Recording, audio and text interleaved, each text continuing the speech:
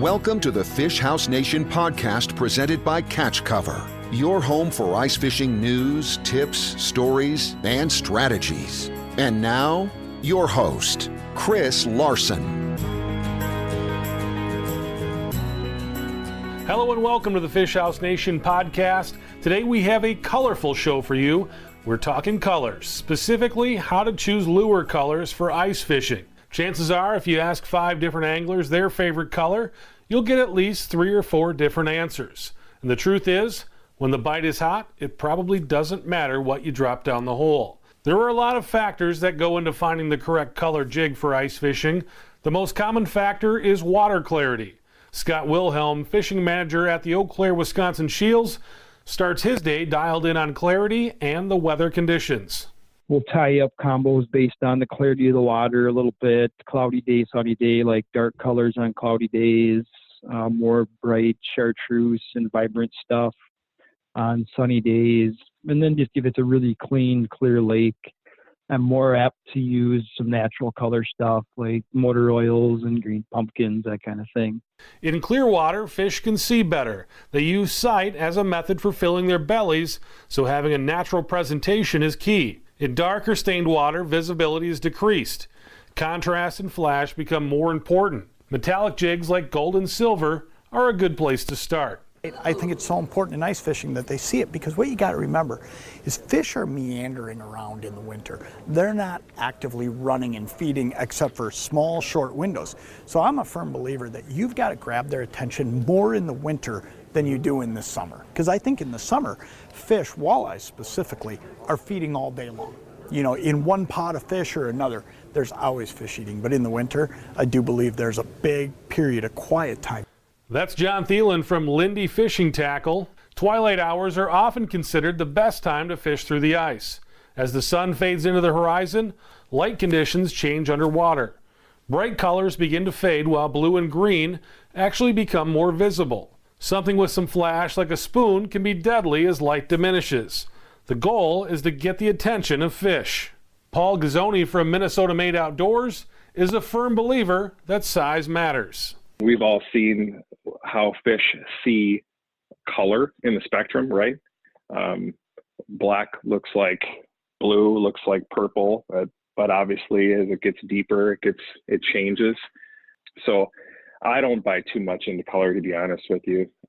Pattern probably means more to me than color, but I would say size and presentation over anything else. If I know there's 13, 14, 15-inch crappies in a lake, oftentimes I'm going to start big and downsize from there. There's certainly been days when the pressure system comes in, and always seems to be on tournament day. If you ask me, you have more confidence in a 3 millimeter jig and one tiny little larva sticking out the back. And there's some days when that works, but personally, I like to start big and downsize from there. As darkness sets in, a lot of anglers like to go to glow jigs. A glowing jig stands out in dark water, even during daylight hours. A glowing jig mimics the flash of forage when it's moving through the water column. Todd Heitkamp from Dakota Angler says it's important to maintain the glow of your jig when fishing with them. Definitely use the glow jigs if any water stained, especially up in northern Minnesota, like the woods area. I'm going to, use a glow flashlight, LED flashlight, to give it a high charge, a high intensity charge, and cause that jig to glow as much as I possibly can. But the key to remember when you're using glow jigs is that you need to continue to recharge them as much as you possibly can because of that stained water. While a lake's water clarity might not change much during ice season, as the season progresses and there's more snowpack on the ice, conditions get darker throughout the water column. So a natural color could be the ticket earlier in the season, but going to something brighter will be necessary as more snow prevents light from penetrating. At that point, adding some flash or some glow to your presentation can make a big difference. Another consideration is depth. Current can be a factor depending on where you're fishing, but visibility tends to be better in 10 feet of water compared to 30 feet of water. The same rules apply with using natural colors where visibility is higher. We've talked a lot about visibility and light, but another way to put more fish in the bucket is to mimic the food source. If you know walleyes are feeding on small perch, yellow, green, and orange could be great colors. If crayfish are a main food source, use a darker color like red or black. So what's the best color for ice fishing? The answer is, it depends. Sunlight, water clarity, snowpack, and forage base can all be factors. I recently visited with Josh Clausen. Josh is one of the founders of Fish Addictions TV and an accomplished tournament ice angler. Josh likes to have several different rods rigged up and ready to go with different colors and presentations. He experiments until the fish tell him what they want. My biggest thing, and I get flack from people when I show up and I'm hole hopping, I've got my flasher and I've got 6 rods in my hand. Why do you run so many rods? Because I want to have options. And if it goes back to the rule of 3, that's probably the biggest thing that I can stress to increase your success. If you get rejected 3 times, first change your jigging cadence, how you're jigging your lure. If you get rejected 3 times on that jigging cadence, go through 3 different jigging cadences and then switch your lure. Grab a different rod. Generally, you're going to be able to run through, like panfish, generally we've got a lot of signal returns. We've got fish coming in and out. So that's a good example to use for that. So if I get rejected by 3 different fish, I'm going to switch my jigging cadence first. If I get rejected by 3 different jigging cadences, I'm going to switch my offering or my bait. Generally color first. And then I'll go through 3 different color changes. I'll go dark, I'll go bright, and then I'll go fluorescent.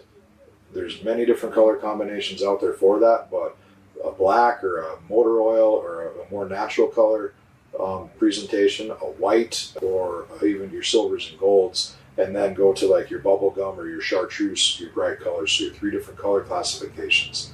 And then change either the size or the shape. If you're running a horizontal with a plastic, maybe go to a vertical type jig, maybe go to a bigger size, maybe go to a smaller size. The fish will give you the appropriate feedback to make the next decision. Having a wide range of options can help you be more successful on the ice. If you get tired of tying new jigs on your line, carry a nice selection of plastics or live bait to change up your colors without doing a lot of work.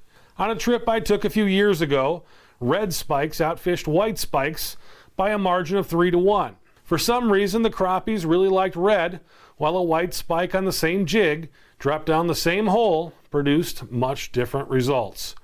Part of the fun of fishing is figuring out what the fish want. Catching fish when the bite is hot is enjoyable. Catching fish when everyone else is going home empty-handed is rewarding. We've got another iTunes review. Jack Stack says, looking for a new ice fishing podcast, and this one hit the spot. I've been getting my gear ready while listening. Can't wait to start pulling crappies through the ice. We're with you on that one, and speaking of pulling crappies through the ice, we have a special announcement coming up next week on the show. We'll be dropping episode number 10 on Halloween, and if you're a hard house angler, it's really going to be a treat. So stay tuned for that one. Thanks to everyone for listening. I'll talk to you next time. Thanks for listening to the Fish House Nation podcast presented by Catch Cover. For more ice fishing content, visit our blog at catchcover.com.